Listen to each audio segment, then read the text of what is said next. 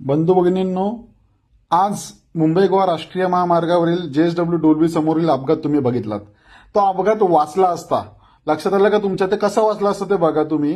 हा पायी रस्ता सत्याग्रह जेव्हा 29 दिवस 490 किलोमीटर रक्ताचं पाणी करत, स्वतःचा वेळ खर्च करत, पैसा खर्च करत जेव्हा हा रस्ता सत्याग्रहाचा अहवाल त्यांच्या समोर सादर केला, त्याच्यामध्ये असणाऱ्या त्रुटी आणि उपाययोजना देखील आपण दिल्या.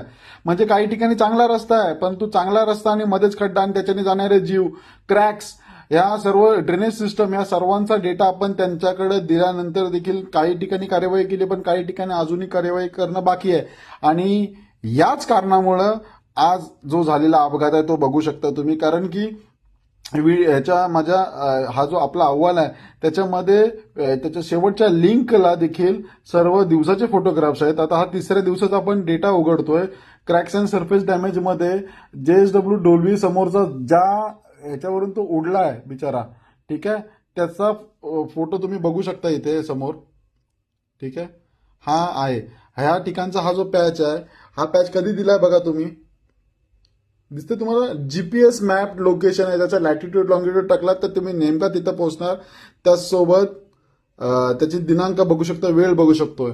मग हा अहवाल दिल्यानंतर संबंधितांना का आम्ही ते जे रस्ता सत्याग्रह केल्यानंतर एवढ्या मेहनतीने तुम्हाला त्याच्यावरती मला तो अहवाल बनवावा लागला.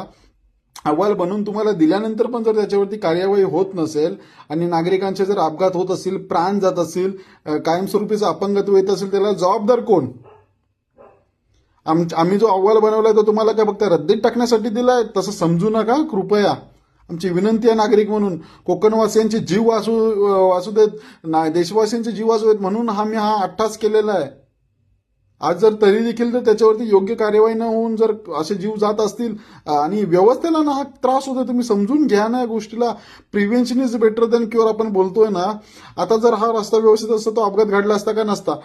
अँब्युलन्स बोला, गाडी किंवा तिथं नागरिकांचा वेळ, पोलीस प्रशासनाला, हे सर्व वाचतंय ना आपल्या देशाचं.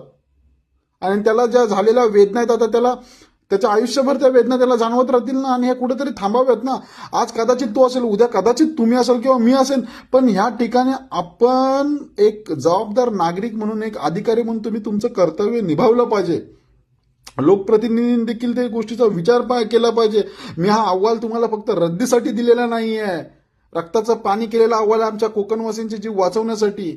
आणि हो, म्हणजे मुंबई महाराष्ट्रापासून ते दिल्लीपर्यंत जर तुम्हाला हँड टू हँड पण तिला ईमेल पण केलं करत नसेल तर करावं का? हो का? तर आम्ही सर्वसामान्य नागरिक आहे म्हणून तुम्ही लक्ष देत नाही का त्याच्याकडं? आज कोकणवासींचे जीव वाचले पाहिजे याची हमी घ्या तुम्ही. आणि